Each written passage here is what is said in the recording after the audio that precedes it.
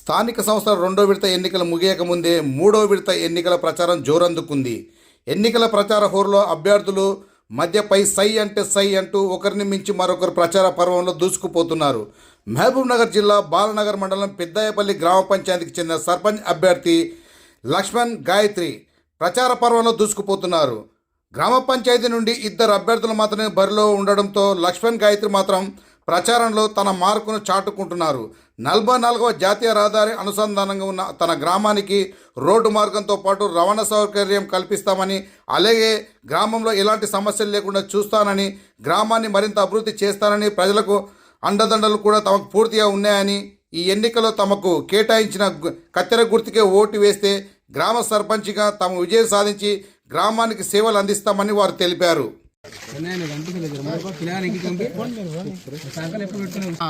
సర్పంచ్గా గెలిచిన తర్వాత ప్రజలందరి మా షేరుగూడ పెద్దాయపల్లి ప్రజలందరి ఆశీర్వాదంతో గెలిపించిన తర్వాత గ్రామానికి ఏ వీధులలో సీసీ రోడ్లు లేవో ఆ వీధులలో సీసీ రోడ్లు వేసి పారిశుభ్రంగా నీట్గా చేస్తానని చెప్పి హామీస్తున్నా. మరి ఇంకొకటి షేరుగూడెంలో ఇండ్ల మధ్యలో ఇక్కడ దామోదరన్న ఇంటి పక్కకు ఇక్కడ కుంట ఉంది, కుంట్ల యాదయ్య ఇంటి దగ్గర డ్రైనేజ్ వాటర్ ఉంది. మరి ఆ వాటర్ నుంచి దోమలు వచ్చి మరి ప్రజలకు ఇబ్బందులు అవుతున్నారు, విషజ్వరాలు వస్తున్నాయి. కాబట్టి ఆ డ్రైనేజీని అండర్ గ్రౌండ్ డ్రైనేజ్ ద్వారా మరి నేరుగా వాగులోకి తీసుకెళ్ళి మరి అక్కడ కలుపుతానని చెప్పి హామీస్తున్నాను. ఇంకొకటి ఈ గుడిలో చిరకాలిక కోరిక ఈ పెద్ద షేరుగూడెం గ్రామంలో ఆంజనేయ స్వామి గుడి మరి చిన్నగా ఉండి అక్కడ కొంచెం ఇబ్బంది ఉంది. ఆ గుడిని మరి అందరికీ దేవుడు అంటే అందరికీ ఇష్టం. ప్రతి గ్రామంలో గుడి ఉండాలి, బడి ఉండాలి. కాబట్టి ఆ గుడికి మరి నూతనంగా కట్టించి మరి గ్రామ ప్రజల చిరస్థాయి కోరిక తీర్స్తానని చెప్పి నేను సభాముఖంగా తెలియజేస్తున్నాను.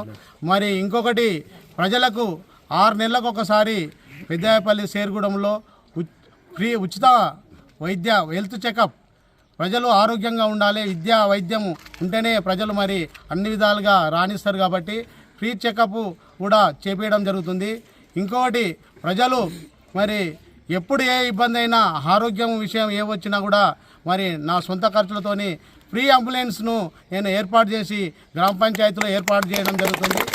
ఇంకా గ్రామంలో వీధి లైట్లు కానీ రెగ్యులర్ ఉండే సమస్యలే కాబట్టి మంచినీరు సదుపాయం కానీ తప్పకుండా చేసి మరి గ్రామాన్ని భవిష్యత్తులో అభివృద్ధి పథంలో తీసుకుపోతానని చెప్పి నా హృదయపూర్వకంగా తెలియజేస్తున్నాను.